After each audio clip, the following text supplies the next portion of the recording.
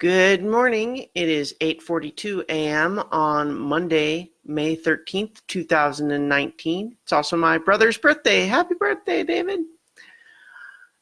Got up a bit earlier than I had been poking around a little bit, but this is 5 more minutes.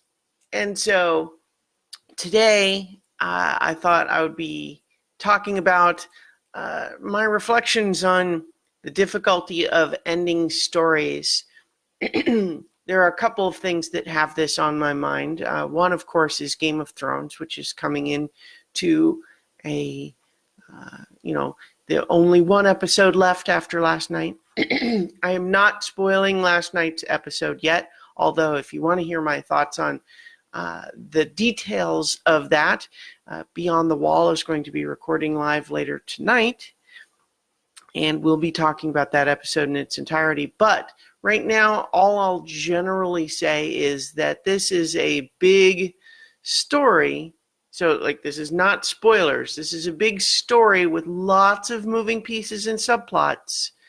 And in particular, because this story became kind of emblematic of subverting genre tropes and then wavering back and forth on whether or not it's about subverting tropes or about fulfilling tropes. And there's so many moving pieces and so many characters. I have real empathy for the showrunners of, different people like different things about it. And so I genuinely believe, without necessarily defending any particular creative decision, I genuinely believe that there is no possible way they could have ended the story that would make everybody happy. I think that was impossible because different segments of the audience wanted contradictory things. So, again, not spoiling last night's episode, but just thoughts about how do you end a story like that? And some, endings are tricky. It's always an issue. Good morning, Tony. Endings are hard. I mean, just think back on shows like, Battlestar Galactica and Lost. Those are shows that for a lot of people ended poorly.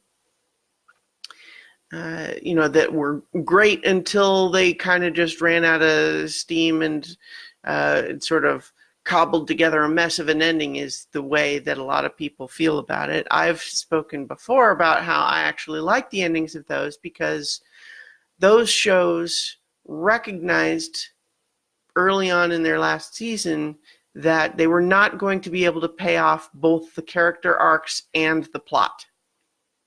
It may have been that the paying off the plot was never in the cards, but what they did was attempt to pay off the character arcs at the expense of the plot, and a lot of people who were really invested in the plot obviously didn't enjoy that.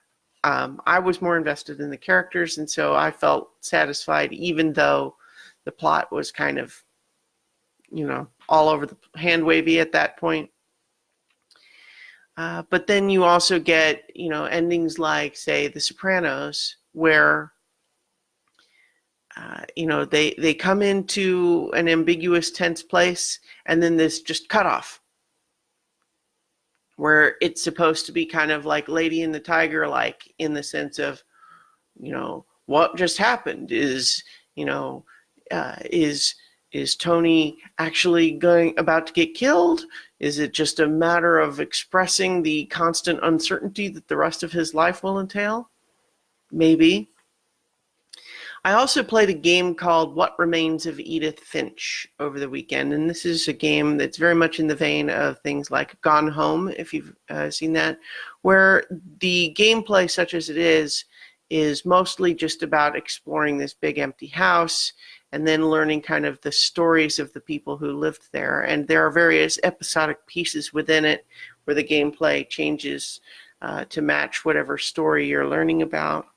And then I'm not spoiling the details of the ending here either, but it also ends with a significant amount of ambiguity. There are some significant plot threads that are sort of not paid off, but with the impression given that, you know, it's not that they were left behind by accident. It was that was choosing to not engage with that story anymore was a choice, and it was the right choice for the characters, even if though that what that means is we don't get it either.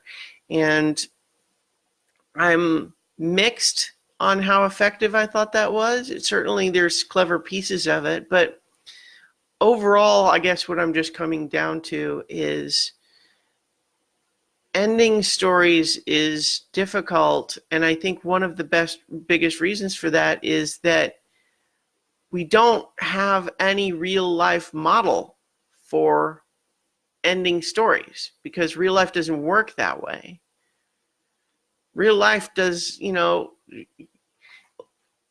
certainly individual humans' stories, you could say they end when that person dies, but how often do we think of stories where someone is gone, but we see their legacy live on, for example? And when do you draw the line there? Every story ends happily or sadly, depending on where you stop it, right? So movies or TV shows or books with satisfying endings, like that's a real challenge. And I think it's all the more important to celebrate when shows or movies or whatever do end well. And that's not to say that we need to cut slack to any story that we feel like is not ending well. But I think we can nonetheless still have empathy for the fact that ending a story in a satisfying way is actually really hard. Anyway, I'll go ahead and leave it there for today, and I'll talk to you all tomorrow for 5 more minutes.